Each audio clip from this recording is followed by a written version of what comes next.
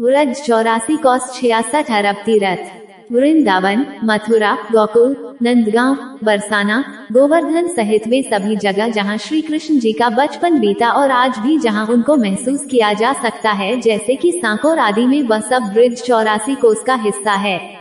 ब्रज 84 कोस की परिक्रमा एक देत, लख 84 योनि के, संकट हरिहर लेत। वृंदावन के वृक्ष को मरम ना जाने कोया, डाल डाल और पात पे श्री राधे राधे होए।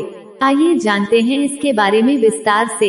वेद पुराणों में ब्रज की 84 कोस की परिक्रमा का बहुत महत्व है। ब्रज भूमि भगवान श्री कृष्ण एवं उनकी शक्ति राधा रानी की लीला भूमि है।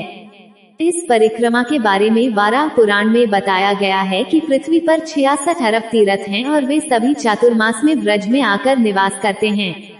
कृष्ण की लीलाओं से जुड़े हैं 1100 सरोवरें। ब्रज 84 कोस की परिक्रमा मथुरा के अलावा राजस्थान और हरियाणा के होडल जिले के गांवों से होकर गुजरती है। करीब 268 किलोमीटर परिक्रमा मार्ग में परिक्रमार्थियों के विश्राम के लिए 25 पड़ाव स्थल हैं। इस पूरी परिक्रमा में करीब 1300 के आसपास गांव पड़ते हैं। कृष्ण की लीलाओं से जुड़ी 1100 सरोवरें, 36 वन उपवन, पहाड़ पर्वत पड़ते हैं। बाल कृष्ण की लीलाओं के साक्षी उन स्थल और देवालयों के दर्शन भी परिक्रमार्थी करते हैं, जिनके दर्शन शायद पहले ही कभी किए हों। परिक्रमा के दौरान श्रद्धालुओं को यमुना नदी को भी पार करना होता है। इस समय निकलती है परिक्रमा। ज्यादातर यात्राएं चैत्र वैशाख मास में ही होती है, चतुर्मास या पुरुषोत्तम मास में नहीं। परिक्रमा यात्रा साल में एक बार चैत्र पूर्णिमा से वैशाख पूर्णिमा तक ही निकाली जाती है।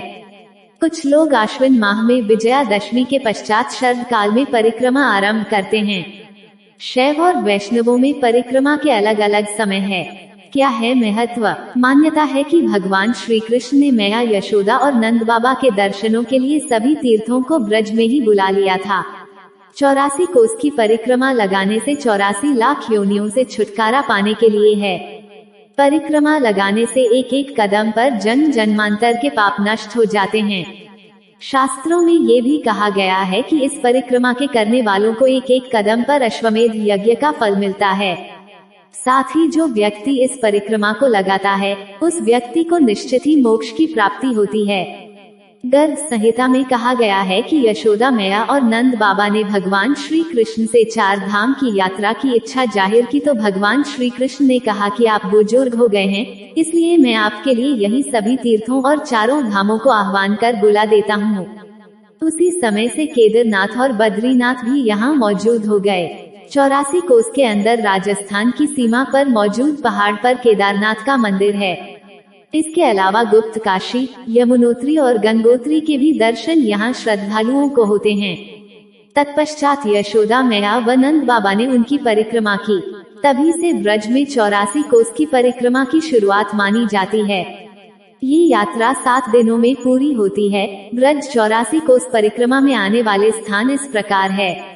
मथुरा से चलकर 1 मधुवन, 2 तालवन, 3 कुमुदवन, 4 शांतनु कुंड, 5 सतोहा, 6 बहुलावन, 7 राधा कृष्ण कुंड, 8 गोवर्धन, 9 काम्यक वन, 10 संचदर सरोवर, 11 चतीपुरा, 12 दीघा लक्ष्मण मंदिर, 13 साक्षी गोपाल मंदिर, 14 जल महल, 15 कमोद वन, 16 चरण पहाड़ी कुंड, 17 काम्यवन, 18 बरसाना, 19 नंदगांव, 20 जावट, 21 कोकिलावन, 22 कोसी, 23 शेरगढ़, 24 चीर घाट, 25 नौझील, 26 श्री भद्रवन, 27 भांडीरवन, 28 बेलवन, 29 रायावन, 30 गोपाल कुंड, 31 कबीर कुंड, 32 भोई कुंड,